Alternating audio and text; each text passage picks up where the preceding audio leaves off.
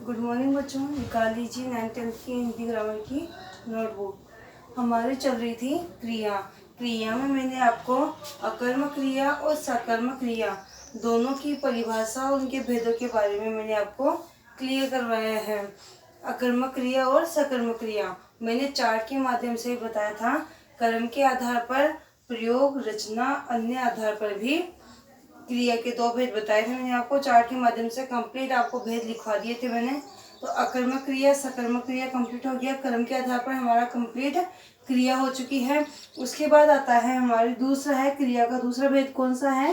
प्रयोग, रचना तथा अन्य आधार पर क्रिया के भेद। पहला है इसमें संयुक्त क्रिया। संयुक्त क्रिया में देखिए, संयुक्त के नाम से ही आपको समझ में आ रहा है संयुक्त मतलब क्या होता है।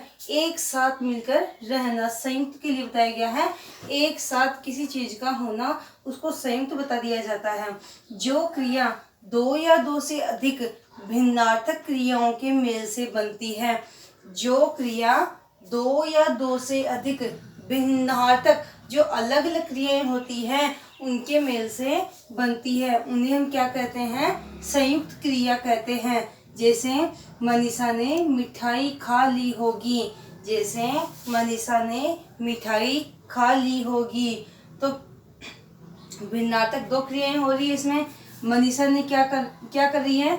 खाने का कार्य कर रही है। क्या कार्य कर रही है? मिठाई खाने का कार्य कर रही है। तो दो अलग अलग क्रिया जब इसमें आएगी तो उसमें कौन सी क्रिया आ जाएगी? संयुक्त क्रिया आ जाएगी। दूसरी देखिए, नाम धातु क्रिया। जो क्रियाएं संज्ञा, सर्वनाम, विशेषण शब्दों में धातु की तरह लगाकर, जब हम धातु में प्रत्यय उपसर्ग लगाते हैं उसी प्रकार से हम शब्दों में भी क्या करेंगे? प्रत्यय और उपसर्ग लगाएंगे। जहाँ कौन सी क्रिया हो जाएगी?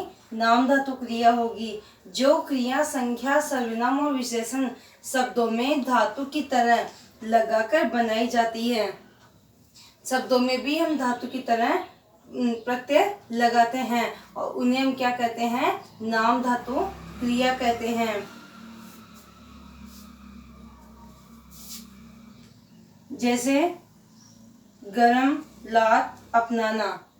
गरम, लात और अपना ये शब्द हैं। इन शब्दों में हमने क्या किया? गरमाना प्रत्यय जोड़ा, गरमाना। दूसरे में लात में जोड़ा, लतियाना। अपना में जोड़ा, अपनाना। आदि नाम धातु क्रियाएं बनती है। जैसे मैंने किया गरम शब्द को किया गरमाना, प्रत्यय मैंने जोड़ दिया, इसमें आना प्रत्यय जोड़ दिया। लात में ई आना प्रत्यय जोड़ा, अपना में आना प्रत्यय जोड़ा। तो इसमें हमने शब्दों के अंदर प्रत्यय जोड़ा है।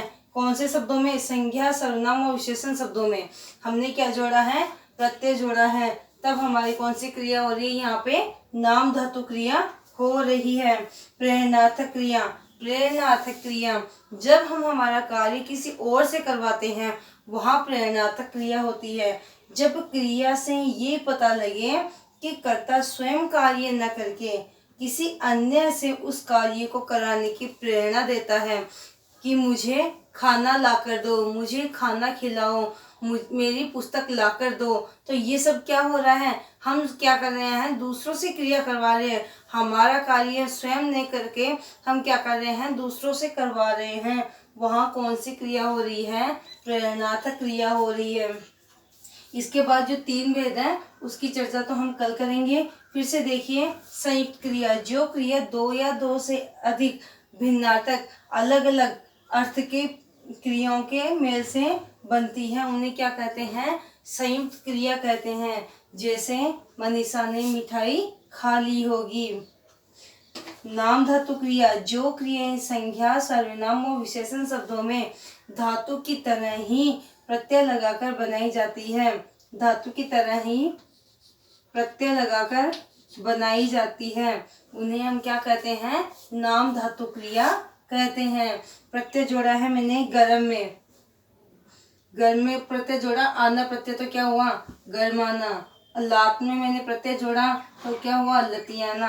अपना में मैंने प्रत्यय जोड़ा तो हुआ अपनाना। तो इस प्रकार से ये जो शब्द बन चुके हैं ये कौन सी धातु कहलाएंगे? नाम धातु क्रिया कहलाएंगे। नेक्स्ट है प्रेरणार्थक क्रिया। प्रेरणार्थक क्रिया में क्या है?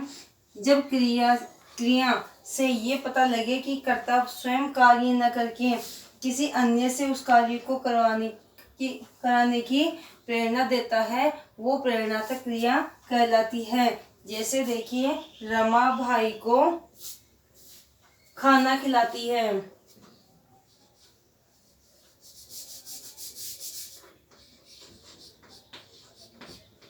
रमा भाई को खाना खिलाती है, ठीक है। रमा भाई को खाना खिलाती है, रमा भाई को दूध पिलाती है, हम कुछ भी इसमें लिख सकते हैं। तो क्या कर रहा है भाई, स्वयं खाना नहीं खा रहा है, वह क्या कर रहा है, रमा के हाथों से खा रहा है। तो रमा क्या कर रही है, उसको खाना खिला रही है, तो इसमें कौन सी क्रिया आएगी, प्रेरणात्मक क्रिया हो जाएगी। इस प्रकार से हमने प्रयोग, रचना तथा अन्य के आधार पर हमने क्रिया के 3 भेद पूरे कर लिए हैं, और 3 भेद की बात हम कल करेंगे। Thank you.